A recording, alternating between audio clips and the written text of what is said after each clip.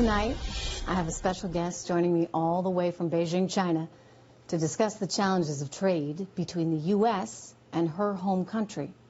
She's the host of a primetime English language television program overseen by the CCP, the Chinese Communist Party. And though she and I may not agree on everything, I believe this is actually a really unique opportunity. An opportunity to hear a very different view. Now, as these trade negotiations stall out, it's helpful to know how the Chinese Communist Party is thinking about trade and about the United States. Now, in the interest of transparency, I should explain that I don't speak for anyone but myself as the host of a Fox Business show. My guest, however, is part of the CCP, and that's fine. As I said, I welcome different perspectives on this show. With all that in mind, I'm very pleased tonight to welcome Ms. Liu Xing, host of the primetime opinion program, The Point with Liu Xing, to Trish Regan Primetime tonight. Now, just quickly to the viewers, please bear with us as we have a significant time delay in our satellites between Beijing and the U.S. And because of that, we're going to do our very best not to speak over each other. But Xin, welcome. It's good to have you here. Thank you, Trish. Thank you, Trish, for having me. It's a great opportunity for me, unprecedented. I never dreamed that I would have this kind of opportunity to speak to you and to speak to many audiences in ordinary households in the United States. Yeah, it is indeed unprecedented. Which hang on. I need to correct. I need to correct I'm because ask you. I'm going to jump in. I guess our satellites are getting kind of weird. But tell me, forgive me. You are not what? Yeah. Trish, I have to get it straight. I am not a member of the Communist Party of China. This is on the record. So please don't assume that I'm a member, and I don't speak for the Communist Party of China. And I'm here for today. I'm only speaking for myself as Liu Xing, a journalist working for CGTN. So if anybody wants to quote me or anything, please put my name there at least. Okay, appreciate it. What's your current assessment of where the trade talks actually are right now? Do you believe, give me your current assessment of where we are on these trade talks. Do you believe a deal is possible?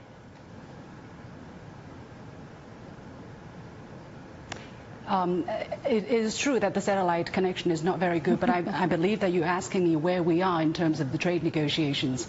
I don't know. I don't have any insider information. What I knew was the talks were not very successful last time they were going on in the United States, and now I think both sides are considering what to go next. But I think the Chinese government has made its position very clear that unless the United States treat the Chinese government, treat the Chinese negotiating team with respect and show the willingness to talk without using outside pressure, there is high possibility that there could be a productive trade deal. Otherwise, I think we might be facing a prolonged period of problems for both sides. And I would stress that trade wars are never good.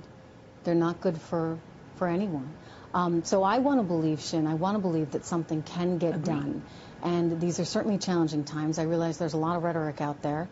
But let me turn to one of the biggest issues, and that's intellectual property rights. I mean, fundamentally, I think we can all agree it's never right to take something that's not yours.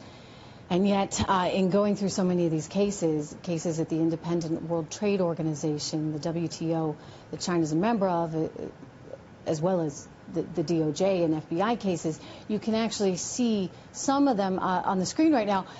There's evidence there that China has stolen enormous amounts of intellectual property, hundreds of billions of dollars worth. Now, that's a lot of money, but truly, I guess we shouldn't really care if it's hundreds of billions of dollars or just 50 cents. How do American businesses operate in China if they're at risk for having their property, their ideas, their hard work stolen?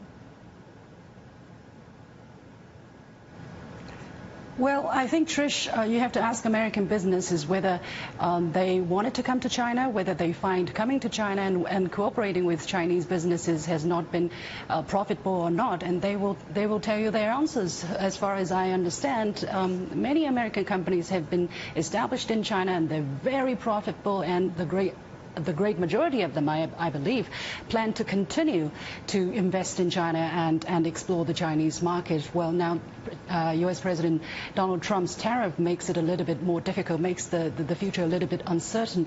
I do not deny that there are IP infringement, there are copyright issues, or there are piracy, or even theft of commercial secrets. I think that is something that has to be dealt with, and I think the Chinese government and the Chinese people, and me as an individual, I think there's a consensus